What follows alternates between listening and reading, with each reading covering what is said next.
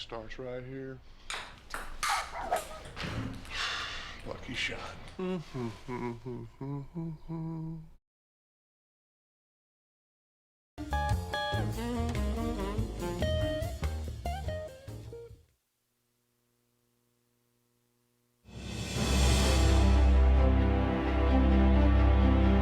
Welcome to the New York Athletic Club and the 77th Annual James E. Sullivan Awards, celebrating sports at its purest level.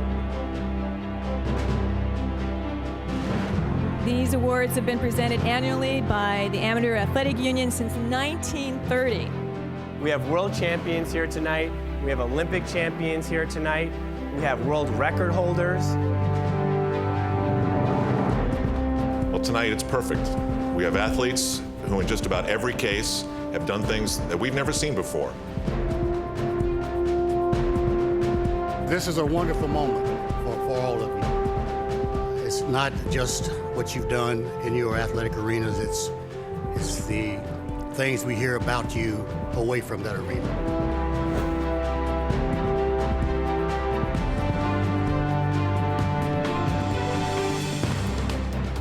I think the special thing about the AAU James E. Sullivan Award is that it represents all sports.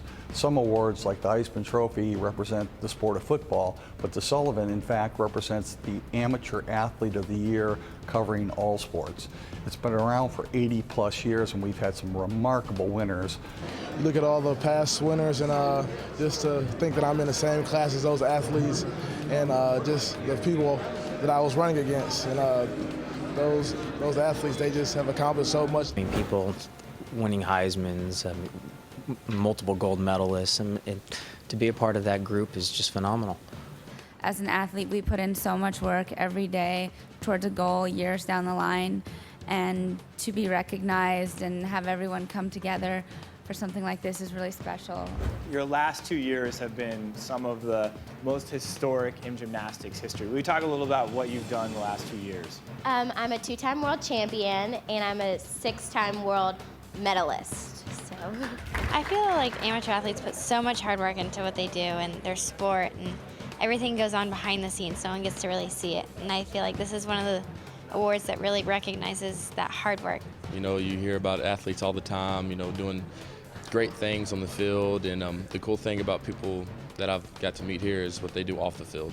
You know, it takes their sport, you know, into consideration, but also, you know, how they live their life, which is very important.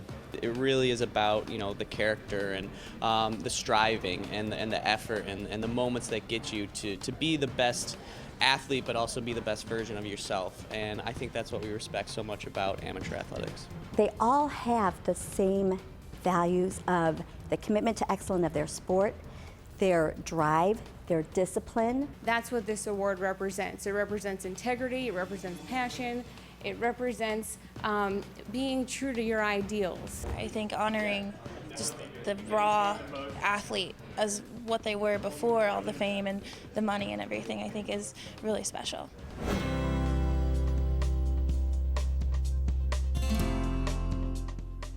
And what a better way than to be in the venue like the New York Athletic Club that is just the epitome of amateur sports. Thank you to New York Athletic Club. I am a member and a world champ for you guys, so it feels good every time to come back to the AC. The New York City Athletic Club is a historical prominence in the field of amateur sports. Along with the AAU, who was founded out of the New York City Athletic Club, I think we are out there and we represent those values, ideals, and dreams that kids have of being the best you can be in the field of amateur sports. You know, it's a huge honor for us that are really working hard, that, you know, maybe don't get the support that, well, you know, the professional athletes do. You know, we put our heart and soul into what we do every day, and so to have people see that is really huge for us. I think it's really great to recognize amateur athletes and everything that the AAU does to promote amateur athletics. And I think that that's one thing that the AAU does very well, is they consider athletes in such a wide variety of sports, and they bring recognition to sports that maybe wouldn't have necessarily had that spotlight shined on them. Our mission says sports for all, forever. This truly accentuates what we're about as an organization. that sports for all, forever, and we want to recognize all those people that have achieved greatness in amateur sport. This will have an incredible impact on my sport because, again, it shows that you're never too old to strive for something. You're never too old to have goals out there, and you will have a chance to be recognized, and that's what we all look for. People don't remember titles that you've won 3 years down the road. What people remember is your character, your passion, your heart, everything that the Sullivan Award defines. The qualities that you learn as an athlete are so important, and so to be a part of this group is really an honor for us. Regardless of the sport, we want to recognize all of those athletes, and they're truly all winners just being here today. I am an amateur athlete in its purest form, and I perform because I love it.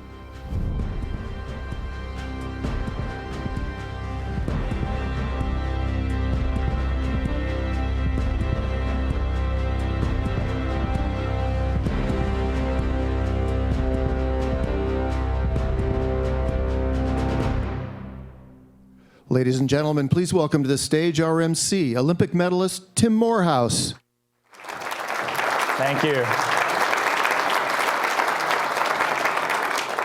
Well, it's an honor to be back for the 86th Annual Sullivan Awards. I'm always tremendously honored when they ask me to MC. I want to thank President Gowdy, Melissa Willis, and Pam Marshall for having me again. If you've been here for 6 years of me MCing, I hope you're not bored of me yet because I like being here. If you're new to me hosting, I hope you guys enjoyed tonight. We have a really, really tremendous evening ahead. Or afternoon ahead. We have amazing athletes. We have world champions, Olympic gold medalists, Heisman Trophy winners, people setting records. I want to ask you guys, any Brittany Bowe fans here? Speed skater, very nice, very nice. What about Mikaela Foecke? We got any fans, Mikaela Foecke? There is a prize for the largest fan section here. I just want you guys to know. What about Derrick Henry? We got some Derrick Henry fans here? What about Keenan Reynolds? Ooh. I think Keenan Reynolds fan, by the way, is part of the voting as well. Loudest fan base. You guys are doing well, the Navy folks. But this is an honor to be here, and it's about so much more than just their athletic achievements. These guys are here because they're tremendous leaders, tremendous citizens, great teammates, great people in their community, and I think that's what makes the Sullivan Award so special, and this goes across all sports. Great athletes and great people. And tonight we're going to get to know a little bit about them, hear a little bit about their stories, and also I have the envelope here. We will know who the 86th Sullivan Award winner is as well. For those of you who have been here, I want to say 7 years ago when I first was introduced to the Sullivan Award, I was at the New York Athletic Club, and I saw Sean Johnson, a number of my Olympic teammates who were here, and I came and I learned about this award, and I learned about the AAU and how much amazing work they've been doing across the country. And as an Olympic athlete, I can tell you, whether or not I made the Olympics, the impact that sports had on my life was tremendous. I found the sport of fencing at my school, and I know if I did not have fencing, how different my life would have been. And I think if anyone knows the impact of sports, it's AAU, it's the athletes in this room. It has changed our lives. The families know this. They've seen their kids grow up with sports, seen them grow as people, seen their character grow thanks to their coaches. And I know we have some of them here today as well, so let's give a round of applause for coaches.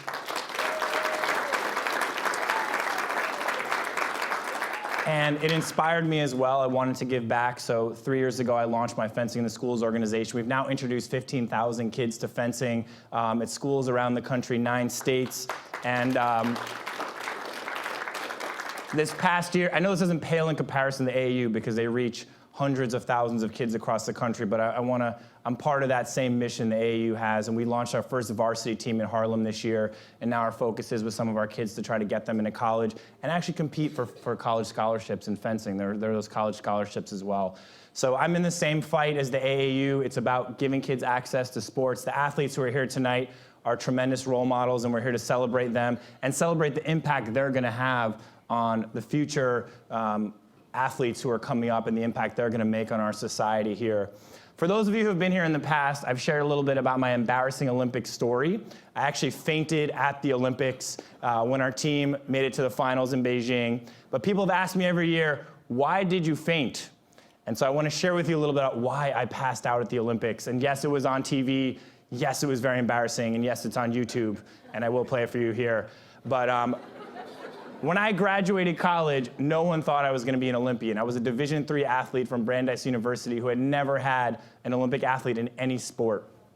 And when I said, I'm going to try to make the Olympics in 2004, I graduated college in 2000, people told me I was crazy, that I had no chance of doing this. I was teaching 7th grade social studies in New York, and I was going to have to travel on the weekends on my own money to these tournaments around the world. And people just told me, Tim, you're crazy, you have no chance.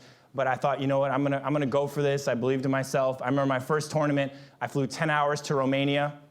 I got off a plane, 3 hours on a bus to a hotel, woke up the next day, another 2-hour bus. They actually dropped me off in the woods.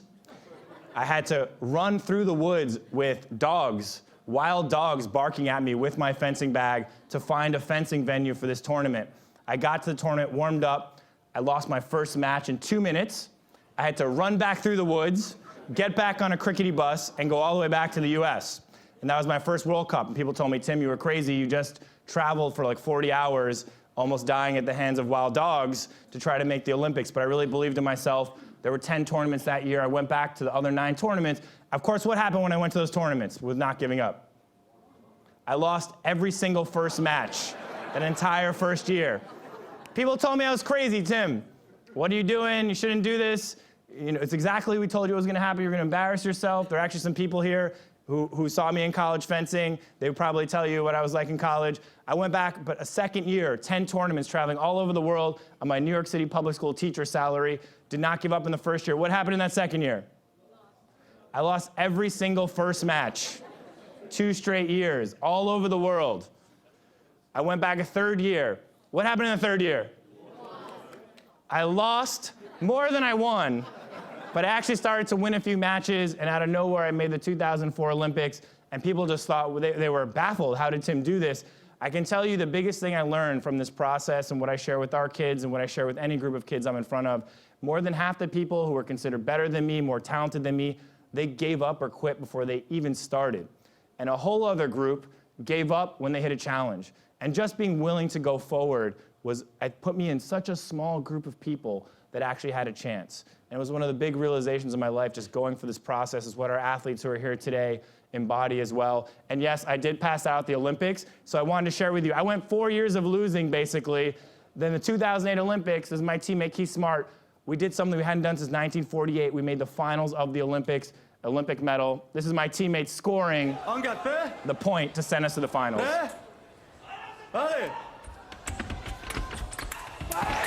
We just beat Russia.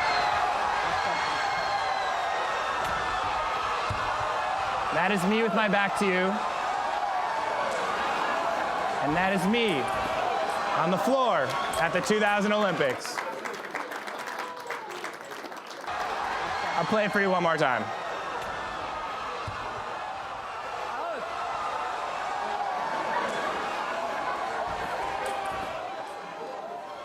So in fencing, we're never on TV. If you see our tournaments, there's like 2 people in the stand. So this is my first time on TV, millions of people watching, a sold-out stadium, and my moment was passing out on the floor. My teammates thought that I was celebrating by laying on the floor. They actually jumped on top of me. And I woke up, and it was just, I couldn't believe I was there. I couldn't believe I was there with my teammates. What I remember most, though, is the whole journey, my teammates, my friends for life as well. And I think tonight, as I said, is just a celebration of our athletes and what it means to be an athlete and how much we learn when we do sports. I think there's so many things you can learn in sports you can't learn sitting behind a desk. And I think that's why our athletes today are so important to us, that we keep giving kids access to sports. Now, tonight we're gonna learn not just about my story, of course, but we have some great athletes who are here. We've got, mentioned Mikaela, we've got Intensity. You're gonna hear all about their stories, how much they've achieved. And of course, before they were dominating, they were little kids. So we've got their families here. I hope Nebraska fans are not too upset that he's in Alabama fans are not too upset that he's in a Gator shirt. He is from Florida, though. But with just tremendous stories. Before they were doing their speed skating sports, they were playing basketball. This is Brittany Bowe. By the way, I just want to point out, her drive to the basket looks eerily similar to her speed skating at the Olympics. So I do think she ended up in the right sport. And of course, these are athletes in school as well. By the way, Keenan in this class, it's like a modern cyber warfare class. We'll have to talk to him about that a little bit. Decision making in cyber warfare is the classes. Keenan, one of his classes at Navy. So we've got a tremendous, tremendous afternoon for you. And just to kick things off, I want to invite up Eileen Reed, who's going to be singing our national anthem. Eileen, come on down. And Eileen's one of my favorite people as well. I will pass the mic to Eileen. You're right up here.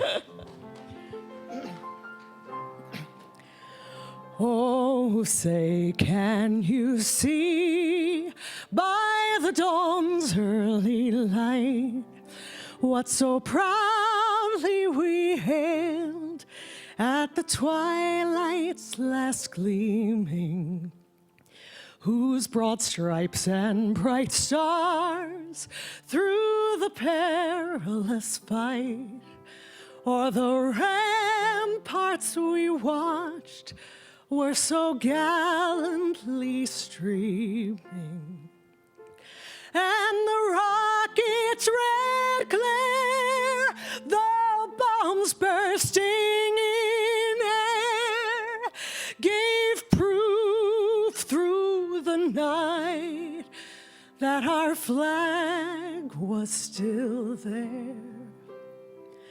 Oh, say, does that star-spangled banner yet wave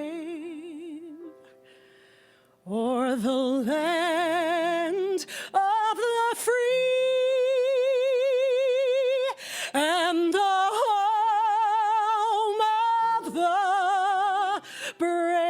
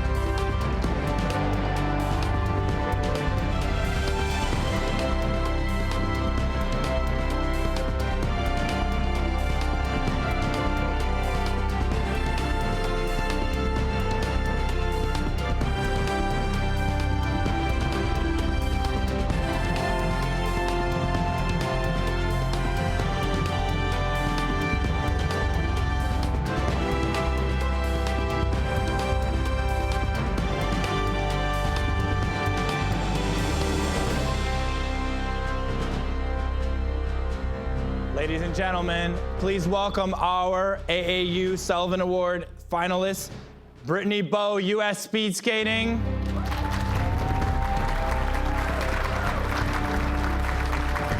Mikaela Foecke from the Nebraska Cornhuskers. Derrick Henry, football, Alabama from the Crimson Tide. And Keenan Reynolds. He's a Navy midshipman.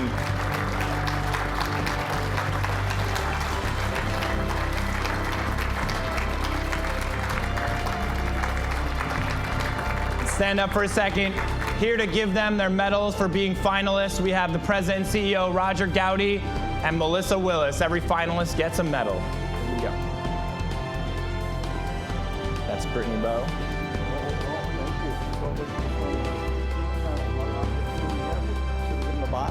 Yeah, put them on them and give them the box.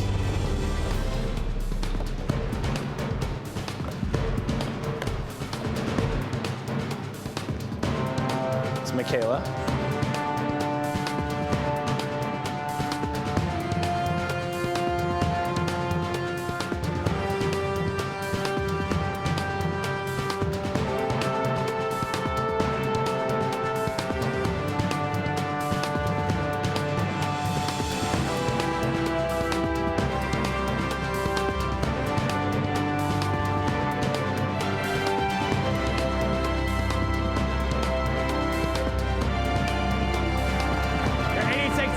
Sullivan Award finalists. Welcome.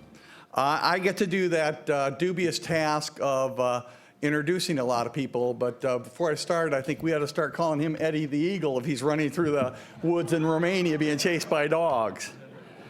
The other thing I want to acknowledge on the video that I did about 2 months ago, I was wearing the same tie. And I got to tell you folks, I have more than one tie, but last year I wore a red tie and Ezekiel Elliott won, so I was accused of showing favoritism to the Ohio State University. So I went orange this year thinking none of your schools are orange, but it is the same tie I wore in the videos. There are some very special people here today, and this is a massive undertaking putting this on every year, and these folks work tirelessly toward this.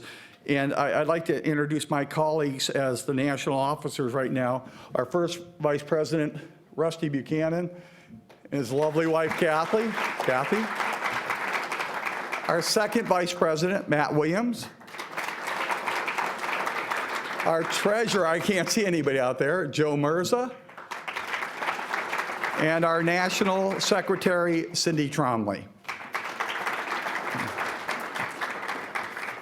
I'm on the wrong page, that's why I can't find the names. And also there are several other people here that came here this weekend as a working weekend. We had an 8-hour Board of Directors meeting yesterday. So all those members of the Board of Directors, rather than name you, would you please stand up? AAU Board of Directors.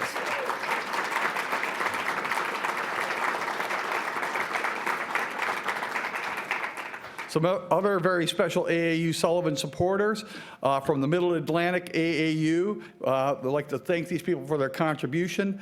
Ellison Eaches, the governor. From Foy Insurance Company, Mr. Jim Foy. From the New York Metropolitan, the governor, Mr. Jim Fox. And we have with us today, and this is kind of a solemn occasion for us, but knowing the guy that just passed away 2 years ago, or 2 days ago, that I've known for over 40 years and was a longtime friend and is going to be sorely missed, our finance chairman. He was a national officer. He served in many roles. We worked on many committees, worked many tireless hours together. His daughter, Heidi, I believe, and her husband is here with their grandchildren. So if they'd stand up, I'd greatly appreciate it.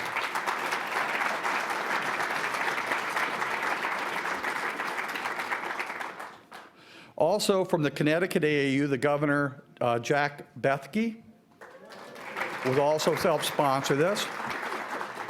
And the Niagara AAU, we call him the Pin Man because he's been around a long time. He's got hats with all these pins from Olympic Games and stuff from back in the day, Mr. Dave Davis. Dave, see here?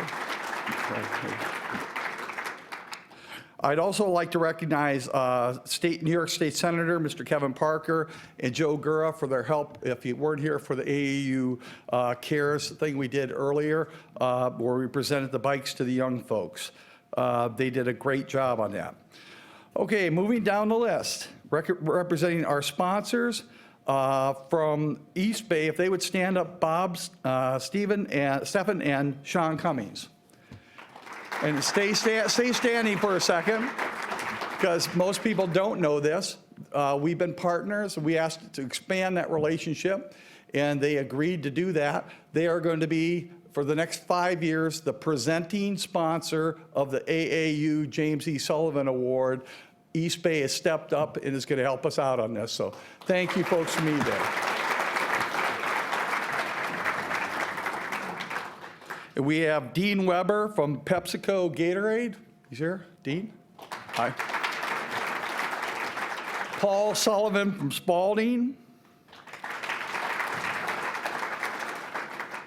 Brett Stewart from the Affinity Manager, and Dennis Wright, the Regional Manager from Nationwide Insurance. One of our former winners is a nationwide person, Mr. Peyton Manning, won the Sullivan Award. And we always like to thank Herf Jones. We have Nancy Clark here, VP of Sales, for they donate the trophy every year. I guess it's, I got through all the boring stuff now. Everything from here on out should be exciting. We're going to move on. But I want to say, first of all, what a great group of kids. Young people, not kids. When you're my age, they're kids. But they're basically my daughter's age, and the incredible things that all these young folks have done. And you know what really warms my heart is when we had dinner with them last night, they're just good people. They're really good people. Other than being great athletes, they're all fine young people. And this is a testimony to their hard work, their families, and everybody that's here for what product they have. And I want to tell you how deeply proud I am of each and every one of you for all of your accomplishments. And this is a tremendous process to go through. And just being here, we're so, so proud of you. Thank you, folks.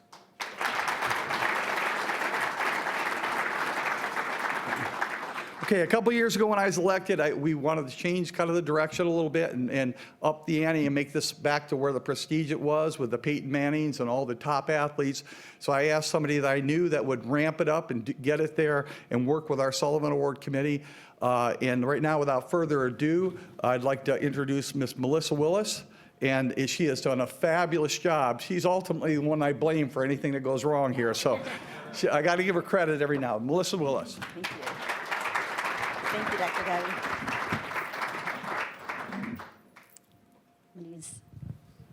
Is this microphone? Perfect.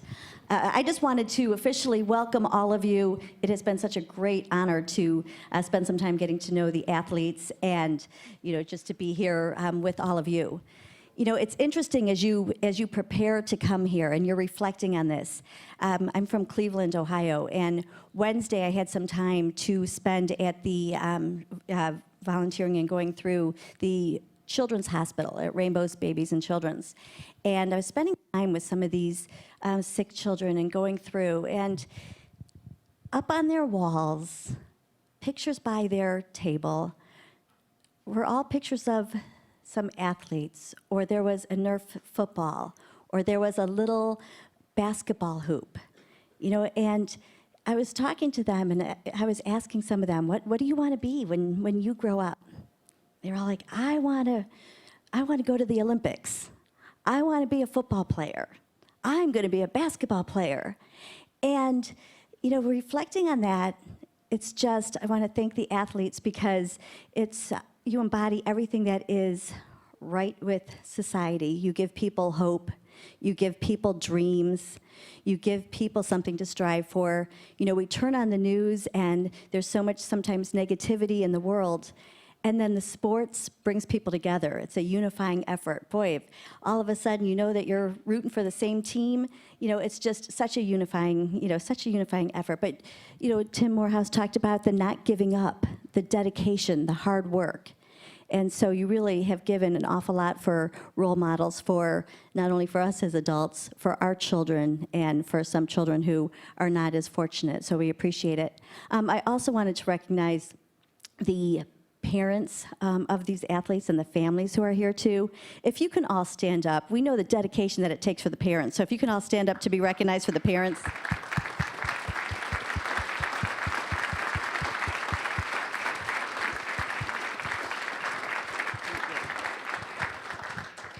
Because we all know the dedication that it takes.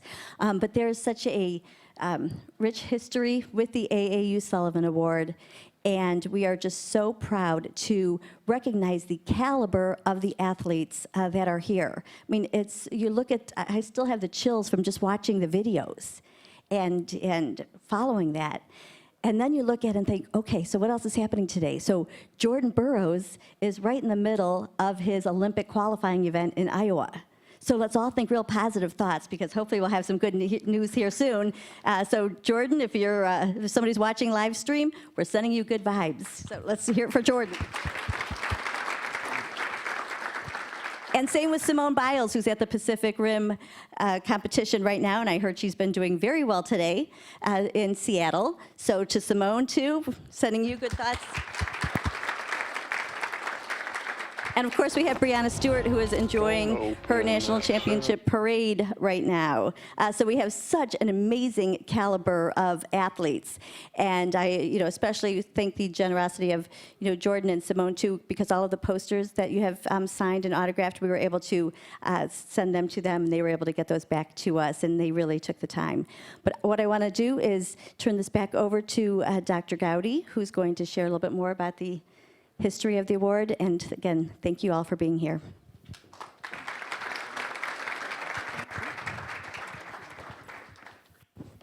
I like walking around. I hate being behind the podiums. I hate public speaking, so I'm glad I can't see anybody out there. But what Melissa was talking about is so true. These young people, and I'll use one as an example, Breanna Stewart. I mean, when a young person like that makes a choice to stay with her team and be in the parade for the national championship versus coming here, how cool is that? And we probably are a little bit at fault, but there's never a good weekend to have everybody here. We generally have the majority of the candidates, but being an Olympic year, we want our best at those qualifiers, because Simone and company and those gymnasts, they're going to tear it up in the Olympics this year. We have one of probably the strongest gymnastics teams we've ever had in the history of our country. And I'll tell you, Jordan and our wrestlers, another phenomenal success story. So as much as we'd love to have them here, God love them, God bless them. They're all like these young folks. They're great people. A little bit about the history. I'll try to go through this quickly. AAU's been around since 1888, and we've 125 years, I think that is. We started here in the New York Athletic Club. A lot of people probably don't know that. Back then, at least the story I've been told is that there were athletic clubs across the country in New York and Cleveland and LA and all over, and they didn't have a place to compete. So a guy by the name of Emcee Sullivan comes along and says, we're going to form a union of athletic clubs, ergo Amateur Athletic Union, AAU. So it was founded and started here. So Emcee Sullivan later went on to, I think, be our third president of the AAU.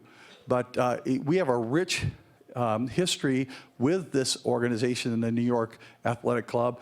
And I'm so proud to be able have brought it back here and work with these folks, because it's their class act. They do it right. They got the values that we emulate our values, and they're trying to do good things for people. But what happened, this keeps cutting off. What happened was, in about 1978, Congress passed the Amateur Sports Act.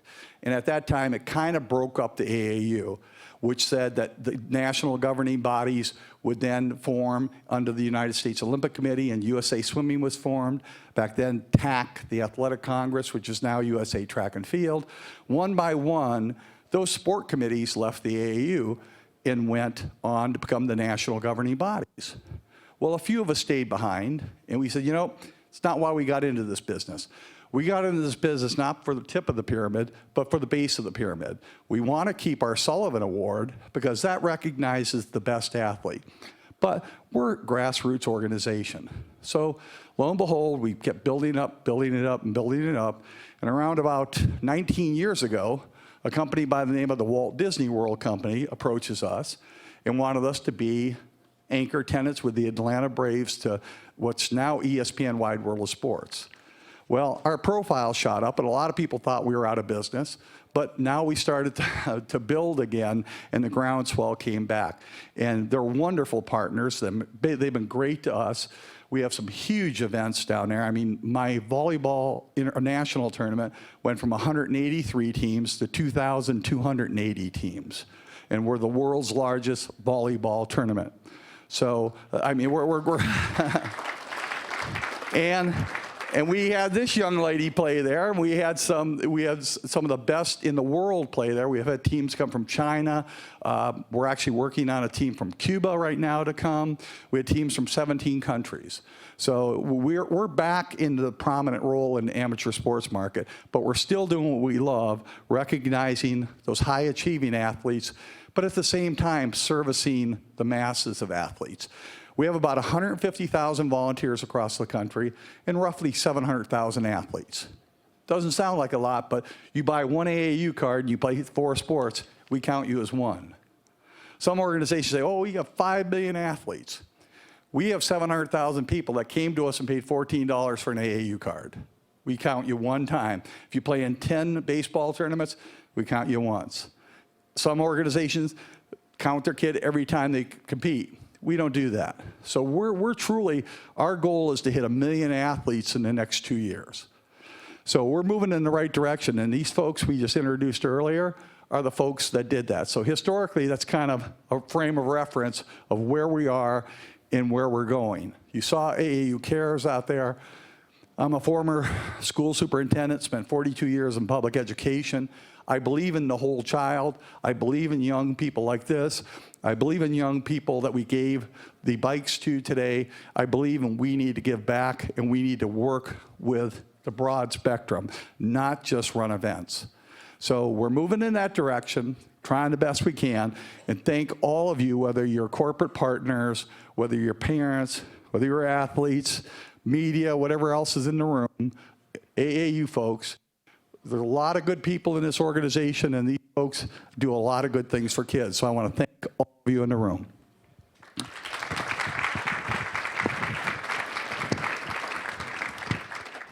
At this point in time, it's my honor, and I want to make sure I get the right name here. I screwed this up last year.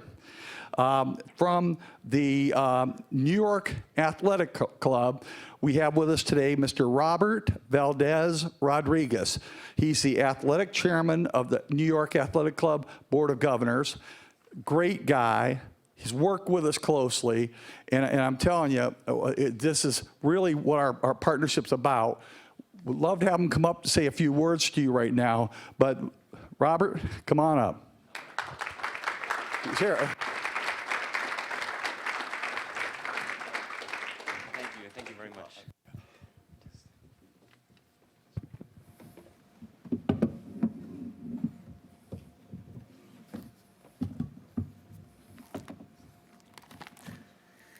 Well, thank you very much, and welcome you all to the New York Athletic Club. It's such an honor to host the Sullivan Award again here at the New York Athletic Club, probably the most prestigious amateur athletic award in the country encompassing all sports. Of course, before getting started, I just wanted to also welcome the amazingly talented elite athletes here on the stage, as well as those we mentioned aren't able to be here with us because they're competing or representing their team elsewhere. But Derrick and Keenan, Mikaela, and Brittany, congratulations. Yeah, I'm absolutely always, every time I go to this award, I'm in absolute awe of your Herculean achievements, not only in sports, but of course, in everything you do outside of sports as well. The one job that I certainly would never want to have is to have to be the one who picks who gets the Sullivan Award, because each and every one of you deserve it, one as much as the other. So again, one more round of applause for the athletes.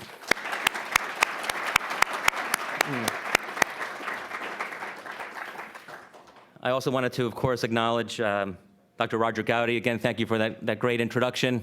President and CEO Melissa Willis, Pam Marshall, for all that you do, and all the AAU national Leaders, Board of Governors that were mentioned earlier. You do so much for our our amateur athletes. Your leadership in supporting athletes is really, if not almost the exact, a very, very similar mission that we have here at the New York Athletic Club. So again, just another round of applause for the AAU.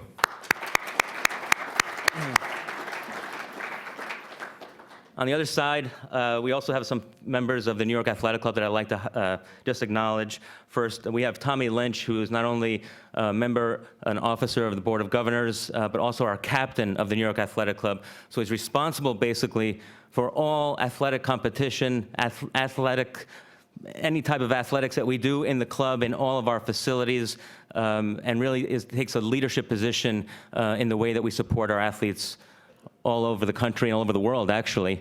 And also we have Cedric Jones sitting to his right on that side, who is our Director of Athletics. So just a little round of applause for those two from the New York Athletic Club.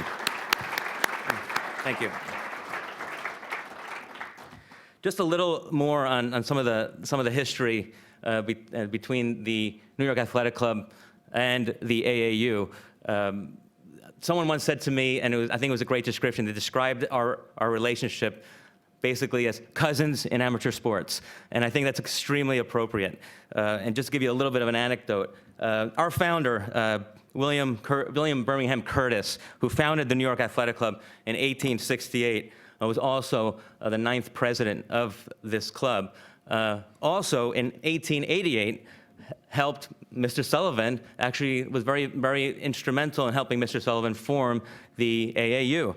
So this gives you an idea of how far we go back and how much our DNAs are intertwined with each other. A little bit more, once the modern Olympic Games were founded in 1896, both organizations worked very, very closely together to really prepare all of our athletes to really reach the pinnacle in athletics, especially, and so much has changed in amateur sports between then and now, especially in amateur sports. But one thing that hasn't changed is both of our organizations continue to absolutely embrace the lifelong benefits of athletic competition. And it doesn't matter whether it's athletic competition for young beginner athletes that are just getting introduced to a sport, or the absolute superstar, rock star, elite athletes like you have here on the stage. We have the same mission together, the AAU and the New York Athletic, of supporting all of those athletes across all sports.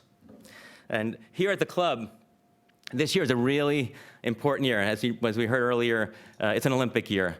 So we are all working tirelessly to get our athletes to prepare during their Olympic trials. The Olympic trials are going on right now in all sports, and they're going to go probably through July. In 2012, the New York Athletic Club's athletic members, we sent 55 athletes to London. We brought back 17 Olympic medals, of which 13 were gold, and we're going to try to beat it this time on the way to Rio. Thank you. This year, things are looking really, really good. We look to be sending athletes in 8 sports, which include fencing, triathlon, wrestling, judo, rowing, track, water polo, and swimming. And depending on how we do in the Olympic trials, we can be sending anywhere between 50 and 70 athletes this time around to Rio. So a little prayer and a little good spirits for all these guys. And lastly, I just want to kind of sum up, as our two great organizations continue to be at the forefront of amateur athletics, we hope to welcome always the AAU to have the Sullivan Award here, hosted at the New York Athletic Club, years and years and years to come, year after year after year. So you are always welcome. This is your home. Welcome. And lastly, again, one more welcome to everyone here. A huge congratulations to these amazing athletes. It's all about you, and that's what this day is all about. So congratulations, and have a wonderful, wonderful rest of your day. Take care. If I could just also say one more thing to Tim. Tim, you do a great, amazing job of emceeing this event. And I have to say, it's such a pleasure. You're a friend of all of our fencers, and you've known us for a long time. You're a huge friend of the New York Athletic Club, and you're a real attribute to this event. Thank you. Thank you so much. Thank you. Thank you. And if you don't know Tim from the Olympics, you should know him from the Chase ad where he's stabbing the receipt coming out of the ATM machine from Chase. So without further ado, Tim Burroughs. Thank you. All right, well, now we get to a pretty fun portion where we get to learn a little bit more about you guys. I also want to acknowledge the athletes who are not here, but who are finalists as well of the Sullivan Award. I think it's been mentioned they have pretty good excuses for not being here, but I want to acknowledge some of their achievements as well. Simone is a 3-time world champion. She is a huge favorite to not only win individual gold in the Rio Olympics, but also to help lead Team USA again to a gold medal. So we know, Simone, if you're watching, good luck at your tournament, and congratulations on being a Sullivan Award finalist. And a round of applause for Simone, one of our finalists. Jordan Burroughs, same thing, and we know the Athletic Club is huge supporters of wrestling. Jordan is really taking U.S. wrestling back to prominence. He won a gold medal in London. He's now a 3-time world champion. As is mentioned, he is competing right now to qualify for Rio, which I feel very good about, and also very good that he's going to go to Rio and bring home another gold medal for Team USA. So a round of applause for Jordan. And of course, Breanna Stewart. I don't know that UConn loses very much. They have great players. Breanna has been named 4 times in the Final Four, the most outstanding athlete, leading UConn to more championships, and the AP Most Outstanding Player of the Year. So an unbelievable athlete, talent in person as well. We're sorry she can't be with us. I think the parade is the least valid excuse, Breanna, if you're watching, versus Olympic qualifying, but we'll let her celebrate her UConn championship. So a round of applause for Breanna. And I want to bring up now our athletes who are here. So I'm going to invite up Brittany right here as our first athlete. Welcome, Brittany. Thank you. So first of all, who are you with? Who's come to support you? I am with US Speedskating, and I brought my coach, Matt Corman. And Where's Matt? Raise your hand, Matt. We got to give it up for the coaches right here. And I have some family members here today. My mother, Debbie, sister, Brooke, my uncle, Bob, and my 2 cousins, Patrick and Chris. Awesome. So you have a sort of interesting path into speed skating because you started with inline skating. So maybe we can talk a little bit about how you started skating just in general and how you ended up as a speed skater. I was at my local skating rink in Ocala, Florida at a friend's birthday party. I was 8 years old, and the inline skating team had practice directly following this birthday party. The inline skating coach came up to me, my parents thought I looked really athletic, I was fast out there, and invited me to a practice. At the time, I had no idea that inline skating existed or was a sport, as I'm sure most of you are in the same boat. But I put on a pair of inline skates and competed internationally for 12 years. Kind of sidetrack, I also grew up in the gym. My dad was a high school basketball coach, so I was dribbling the ball by the time I could walk. One of my dreams was to play Division I basketball. So when I graduated from Trinity Catholic High School in 2006, I hung up my inline skates and pursued my dream to play Division I basketball at Florida Atlantic University. In 2010, which was my graduating year, the Vancouver Winter Games were aired. Some of my friends and competitors from the inline skating world made the transition over to ice, and I saw them walking in opening ceremonies, competing in the games, and even taking home medals. When I graduated, I was going to pursue professional basketball overseas in Europe, but told my coach, please stop looking for an agent for me.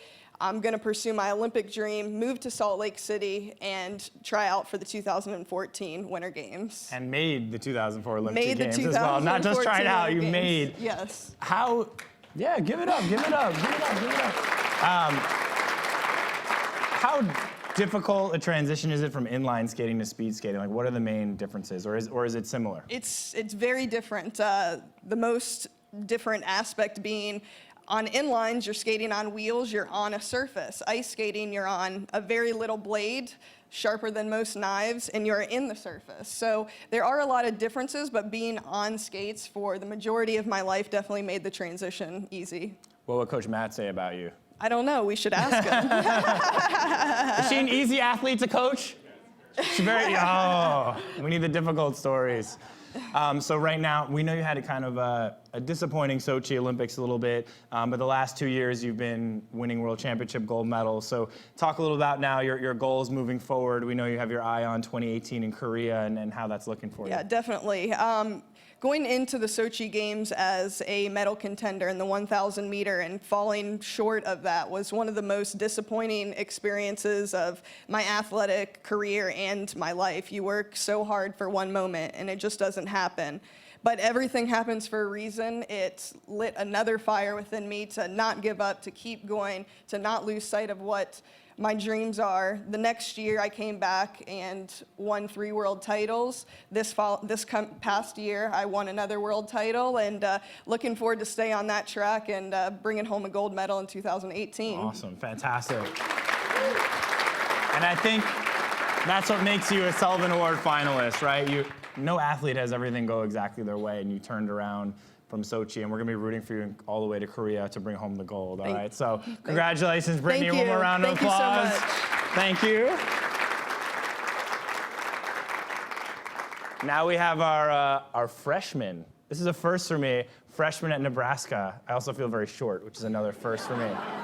So Mikaela, congratulations on being a Sullivan Award finalist. Thank you. Now you are, as we just mentioned, a freshman at Nebraska, but she led her team to the national championship and player of the year, which is pretty amazing in your first year. So what do your teammates say to you? You come in first year and you're just dominating. Do they give you a hard time at all as a freshman, or were they kind of accepting? I think I'm just one of those people that does dumb things at dumb times, and I'm easy to make fun of, so yes. But no, they're so accepting and definitely just push me to be the player I am, and I'm so lucky to have the teammates that we have. And what do they make fun of you about? Oh man, everything. Just give us a couple. I can't even think of one off the top of my head. Just, I've missed the ball when I've passed it before. Like once you missed the ball? And they give you a More hard time than for that? once. More than once? Okay. That's not really that big a deal, I'm thinking. But it's volleyball. You're supposed to, hit it on your arms. You don't. And who are you with here today? We know you've got, I know your dad is here. Who else is with you here today supporting you? I'm with my mom and dad and then my coach. Awesome, awesome. So where's the coach? Hold on. Coach, raise your hand. So is it that bad that she missed the ball? It's not good? She's player of the year. Other people miss the ball, right? She's a freshman. So I'm wondering, how did you first get into volleyball?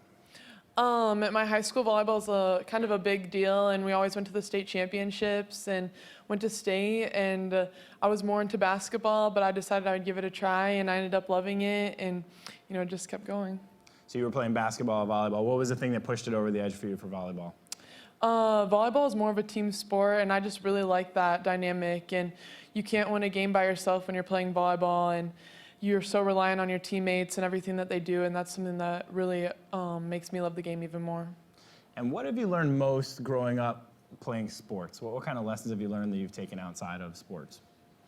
I think I've just learned how important teammates are and how you can't do anything alone. And through volleyball, they've taught me many hard lessons, and I've come away, and I think hopefully I've grown as a person because of it. And how much pressure do you feel now as a freshman, doing like everything? You've won the championship and you've been player of the year. What does it feel like going into your sophomore year? Do you feel added pressure? No, No? not yet. But no, I'm just really looking forward to this coming year, and we're already talking about this coming season in Columbus and going for back-to-back.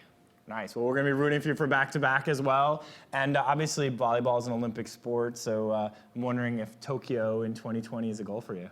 Yes, definitely. It's on the horizon. It seems a little far away right now, but definitely looking for it. Awesome, awesome. Well, one more round of applause for Mikaela, her family and coaches. Great job.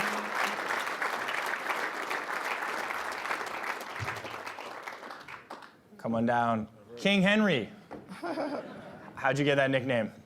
It was in high school. I broke the national record for rushing, and Just start calling me that. Just start calling you that. You didn't mind though, I don't think. No, I don't mind that at all. It's a pretty good nickname. Who are you with, Derrick? I'm with my dad and Ed and T from my agency, CAA Sports. Awesome, awesome. So round of applause for Dad right here one more time.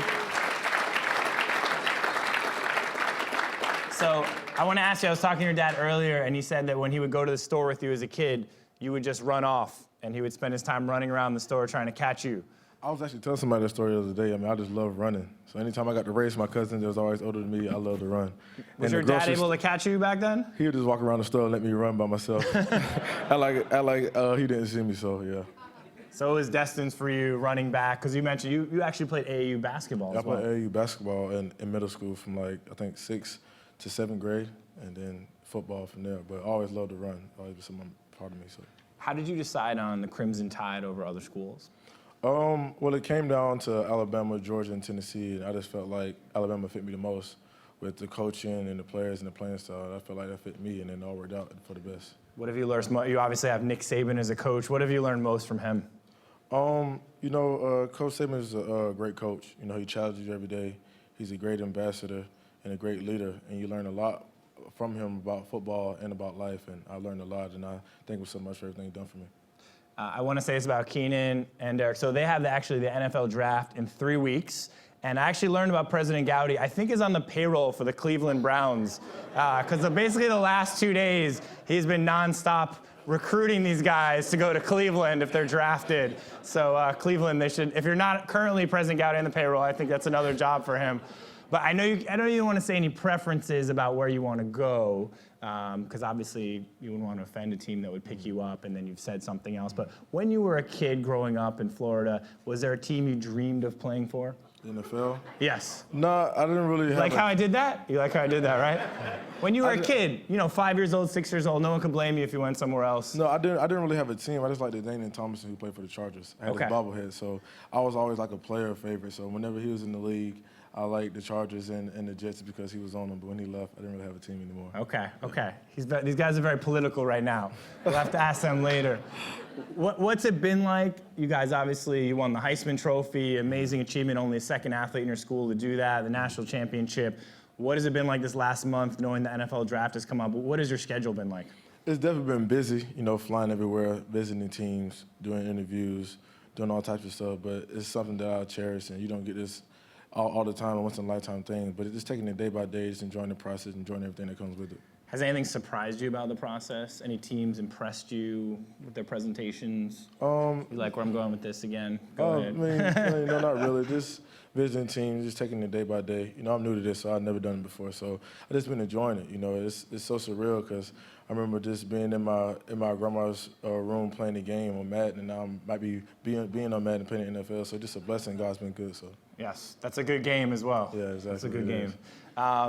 So I'm wondering as well. You've been compared to some of the bigger running backs, Brandon Jacobs, and I think Marcus Allen's also talked a little bit about. Have you read some of the stuff they've talked about being a big back and what you can bring to the NFL? I don't really try to read into that stuff. Don't try to get caught up in it. Just worry about what I can control and me performing, meet with teams and doing a great interview. But I don't really try to pay attention to anything like that. Your agents have done an amazing job. Round of applause to the agents. He will not say anything. No bias them. And let me ask you just finally, obviously you've grown up playing sports. What have you learned from sports that's helped you in your life?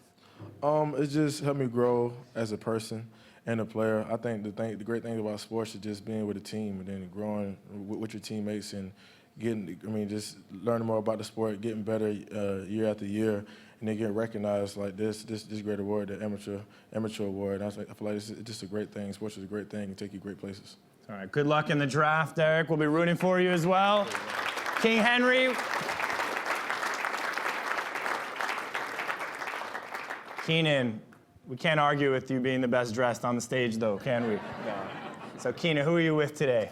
We got a nice contingent. My mom, Vice Admiral Carter, Scott Strassmeyer, my agent, Che Mock, Coach Ingram, he recruited me, Chief Tina, flag rider, CJ, and Vice Admiral Straw. We got to give a special round of applause for the people serving our country. Round of applause for them. Thank you.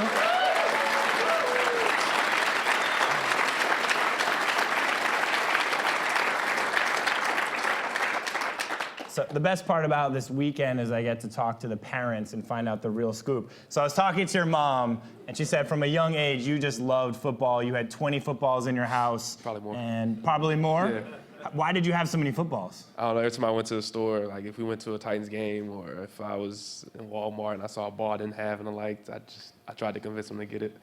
So if like I went to Chuck E. Cheese and had enough tickets, I'd get a football. Like, that's just what I wanted. I want to ask if this is true. She said you used to play when you were a kid while your dad would be watching football and you would be playing like the entire game yourself. So you would be like the line, you'd hike it to yourself, throw the ball, catch the ball, tackle yourself. Is that true? Yeah, that's true. Yes? Yeah, that was my thing for a while, you know. Kind of kept me busy. I mean, I want to say I was doing that from like 3 to 10 to 12 or something like that, so. Nice. Still doing it? No. Not too much? No. It's all right, you can tell us, you can tell us. How did you decide to go to Navy? Because it seems like deciding to play football for Navy has to be kind of a special decision over other schools. What was the deciding factor for you? Well, coming out of high school, I wasn't highly recruited, and then Coach Ingram came to school, and I didn't know much about the Naval Academy at all in high school up until I talked to Coach Ingram. And once I just started to hear about the opportunities, not just from a football standpoint, because I mean, obviously playing Division I ball, play at the highest level, but academically and then most importantly militarily, the opportunity to serve the country after graduation, and then beyond that, the vast alumni network, and I mean, there's people everywhere that I meet all the time, or like just people coming to me like, hey, I have an uncle that graduated in '80 or whatever, and it's just crazy to see how many people from the Naval Academy are around the world, and you know, I felt like it was an opportunity I couldn't pass up. Can you name a couple of your cool sounding classes for us? Well, I don't think I got the first one right. It's like cyber. Well, that was national security decision making in the cyber age. Okay. That was last semester, though. That was last semester. Yeah. What are you taking now? Professional communication, law for the junior officer, public policy, capstone, JO practicum, engineering in the littoral zone, and I think that might be it.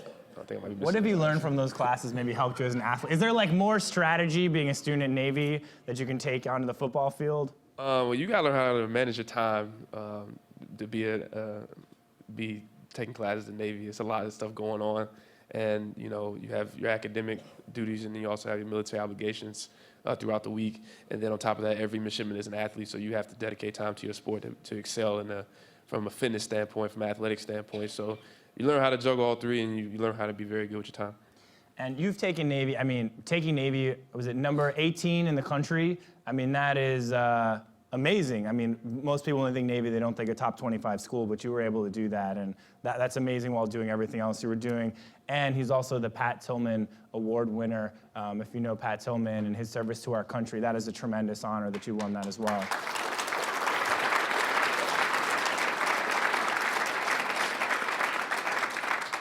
All right, so now I want to make you mad a little bit, okay? All right. So your dad says you have a chip on your heart, not your shoulder, because the shoulder you can knock off.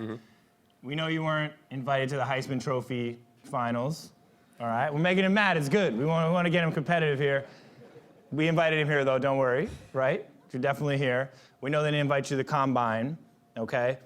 So how much is that fueling you right now, again, to prove everyone wrong, make it to the NFL? How I'm imagining you're pretty motivated right now. Well, you know, not getting invited to those two major events was definitely, as a competitor, I was upset. Is he always this calm? Yes? I give me a thumbs up from that. I mean, not getting invited, I was definitely upset and disappointed. But, you know, like you said, it's fuel to the fire. It was, you know, the Heisman thing was fuel for the season. I mean, we played the Army that Saturday, so I just directed it toward Army. Poor Army. And we had the bowl game. So, I mean, it's just, all my life I've always been slighted for one thing or another.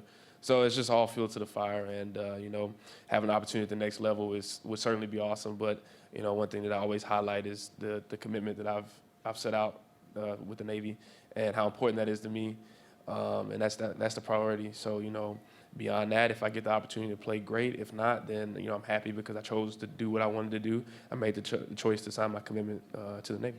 So amazing, and no matter what.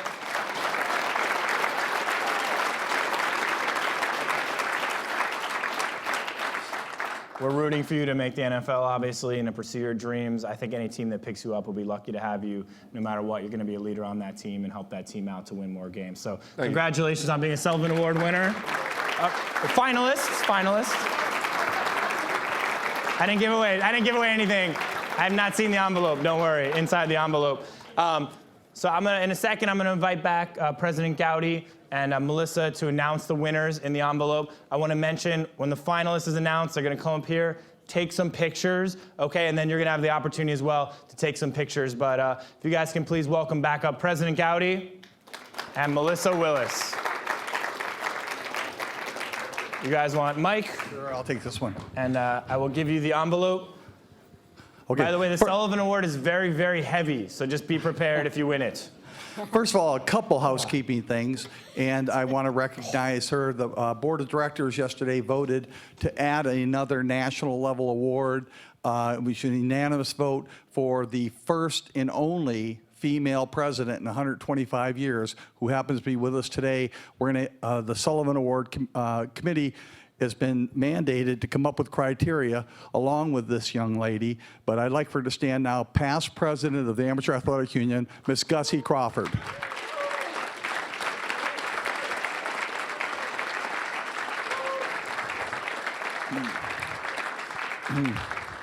Gussie was a mentor of mine, and I'll tell you, she's a great person first. She's a great human being and taught me a lot about this organization, and I'll always be thankful and indebted to her stewardship of me. Thank you, Gussie.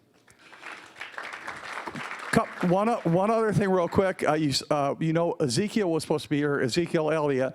Unfortunately, he was down in Miami working out, I believe, with the Dolphins, and he got sick. He wasn't feeling well, so he's still down there, and he sends his regards because he feels really bad that he could not make it.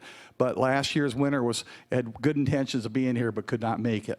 So let's hope he gets better soon.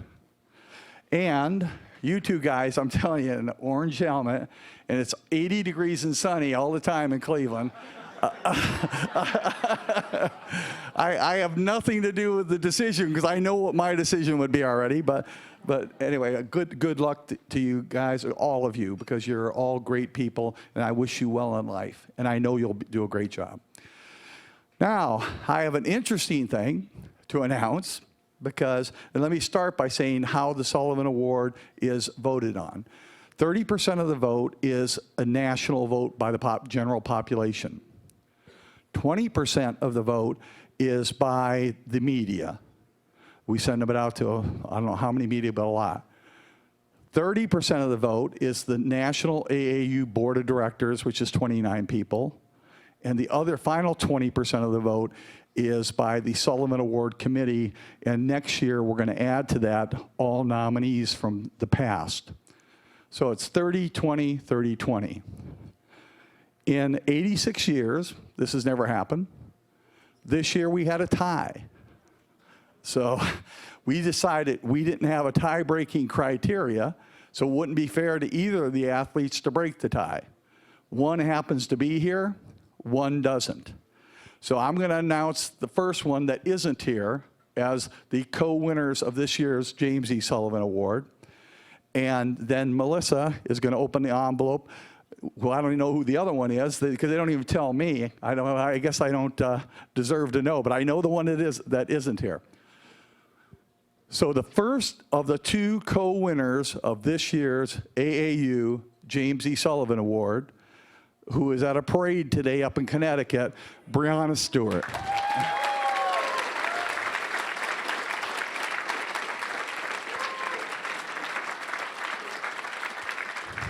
We will be, thank God the New York City Athletic Club has a replica of the trophy, because when we discovered this, we're here. So we have a trophy for her, and we have a trophy for the winner that's here. But we are going up to Connecticut to present it to her in front of her team. And again, we feel we owe that to her. But if you watched her in the NCAA tournament, what a talent. All of these kids, what a talent. And I will turn the thing over now to Melissa, the chairman of the committee, to announce the winner that is here, the co-winner that is here. Okay, without further ado.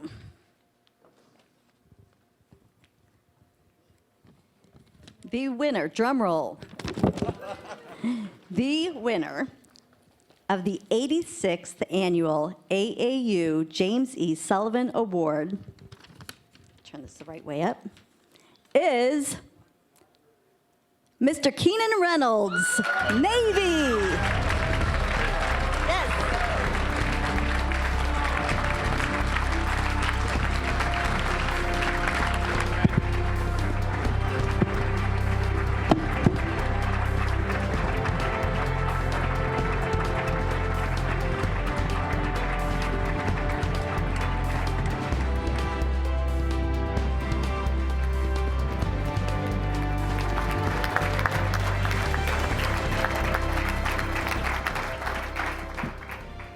Well, this is a surprise. Let me just say before I get into my acceptance speech, congrats to all the finalists. I mean, I'm looking at like everybody's track record. You got gold medalists, world champions, Heisman Trophy winner.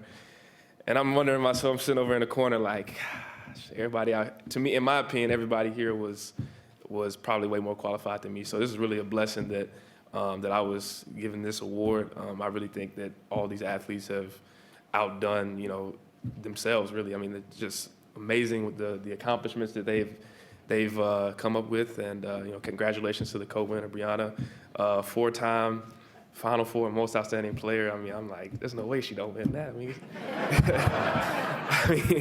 you're playing on the best team in basketball, arguably, and you're the best player. I mean, so congrats to her. Congrats to all the finalists, Jordan and Simone as well. But, first off, I just want to thank God. This is, without God, wouldn't be running around, wouldn't be playing ball, wouldn't be in the position that I'm in. So it's truly a blessing that he's, been a factor in my life and continued to bless me throughout my life. Secondly, can't forget about it. Got to give her first before anybody else. Got to thank moms sitting over there.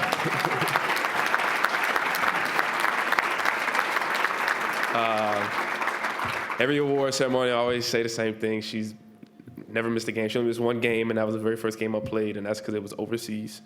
But she's been every game, #1 supporter. Whether I played the best game of my life or the worst game of my life, she always, gives me a hug and kiss, tell me she loves me. So really appreciative of her support. I thank my dad, who unfortunately wasn't able to be here today. Hopefully he's watching. He, again, got me started in football. He's the one that put the ball in my hand when I was 3 years old. He's the one that taught me how to play quarterback. He's the one that's, been my biggest fan, biggest critic over the last 15 years of my life. I've been playing ball. I got to thank Vice Admiral Carter for coming up. Appreciate you coming and showing support, sir, and everything you've done for Navy football and the Naval Academy and itself. Got to thank Scott, my main man, Scott, who always reminds me of the interviews and the banquets, and it deals with me when I show up late for the interviews. Don't get mad at me, so I really appreciate that. But no, Scott's the best SID in the business. And I'll go to bat with him for anybody. I mean, you put anybody up against him, he gonna win 10 times out of 10. So really appreciative of him. Coach Ingram for recruiting me. Really glad you're here today.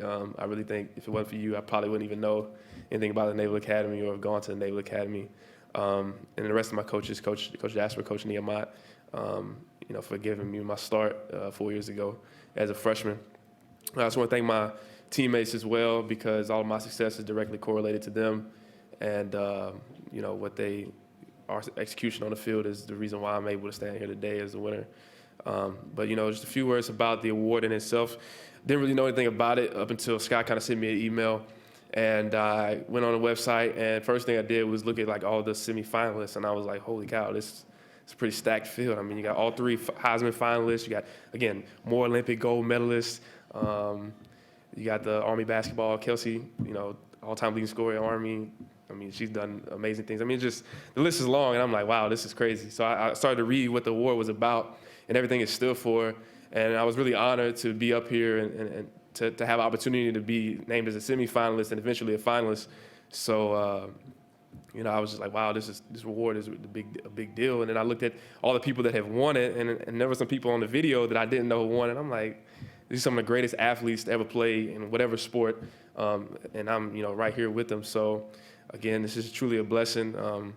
It was awesome hearing about the AAU and how it got its start, and what it does for kids now. Talked about the affecting the grassroots and everything that makes a difference as the kids get older and they progress in their sports and they go forward and accomplish their goals. So, again, thankful to the AAU and everyone here. Appreciate this award. Take that award. Come stand right here.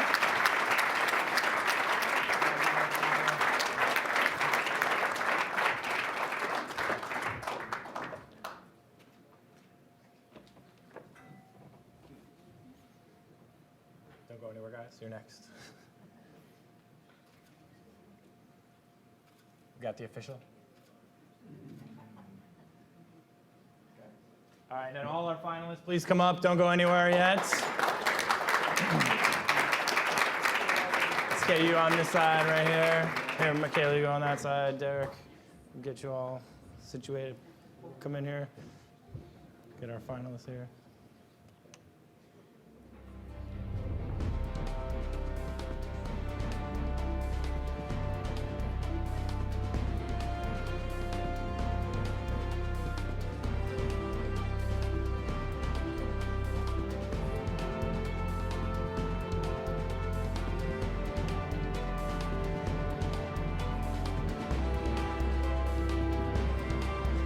All the moms and people, you guys can come up here and take pictures. There's food. Guys, stay up here for a second. Navy folks, I gotta do a quick selfie. I'm that guy. Here, come in here. Oh wait, I gotta turn the camera around. I gotta get everyone in. Hold on, we're missing someone. Where's Brittany? Wait, we gotta get everyone in. Hold up the Sullivan Award a little bit. We gotta get the award in there. Keenan, hold it up, hold it up. There we go. Oh wait, hold on. We gotta get the better lighting. Here we go. Brittany, get in there. Oh. Almost. All right, I'm out of the way. Congratulations. Nice job. Amazing role model. Congratulations. Thank you. You've got like 3 more years and then the Olympics. Congratulations. I'll be rooting for you all the way to the NFL. Congratulations. I'll be rooting for you all the way to Korea.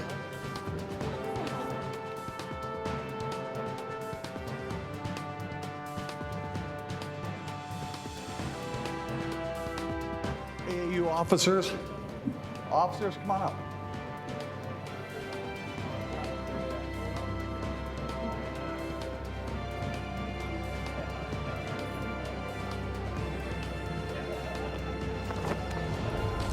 Open that cellar door. Epic comeback starts right here. Lucky shot.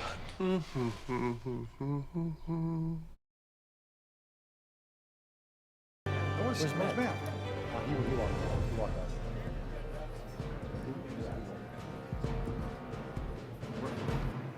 Can we get one of the officers?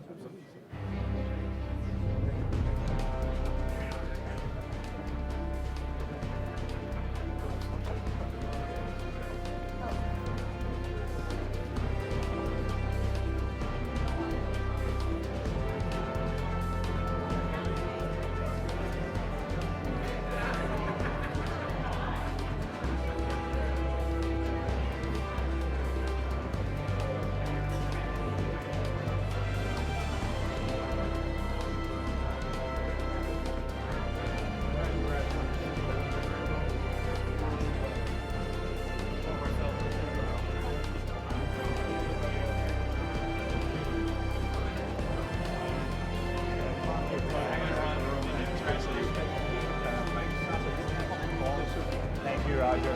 Thanks for an honor to be here. Thank you guys. Really appreciate it.